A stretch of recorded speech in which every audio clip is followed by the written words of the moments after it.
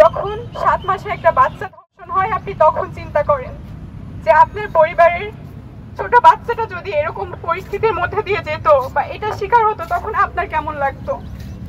আমরা তো আসলে সেটা চাই নাই। আমরা চেয়েছি নারীরা শিক্ষাঙ্গন সহ প্রত্যেকটি জায়গায় তারা নিরাপদ থাকুক। আমরা মেয়েরা আমরা যেন আমাদের পড়াশোনা সহ আমাদের কাজের জায়গা সহ প্রত্যেকটি জায়গায় আমরা নিরাপদ থাকি। আমাদের বাবা মা যখন দেখতেছে যে আচ্ছা ঠিক আছে আমরা পড়াশোনার জন্য বের হচ্ছি, কিন্তু তারা কিন্তু নিশ্চিত থাকতেছে না যে আমার মেয়েটা নিরাপদভাবে যেভাবে আমরা বের করতেছি সেভাবে তারা ফিরে আসছে কিনা। আমার মা, যিনি আমি ক্যাম্পাসের বাইরে খুব একটা আমার টিউশন করতে যেতে হয় না, কিন্তু আমার বোনেরা যারা আছে, আমি আমার বিশ্ববিদ্যালয়ের কথা যদি চিন্তা করি, তাদের কিন্তু ক্যাম্পাসের বাইরে গিয়ে টিউশন করতে হয়। কিন্তু তারা কি আজকে নিরাপদভাবে টিউশন করতে পারবে? তারা কি নিরাপদভাবে কাজের জন্য বাইরে যেতে পারবে? কখনোই যেতে পারবে না। কিন্তু আমরা তো এটা চাই নাই। আমরা চেয়েছি আমাদের বোনেরা শিক্ষাঙ্গন সহ দেশের প্রত্যেকটি জায়গায় নিরাপদ থাকুক।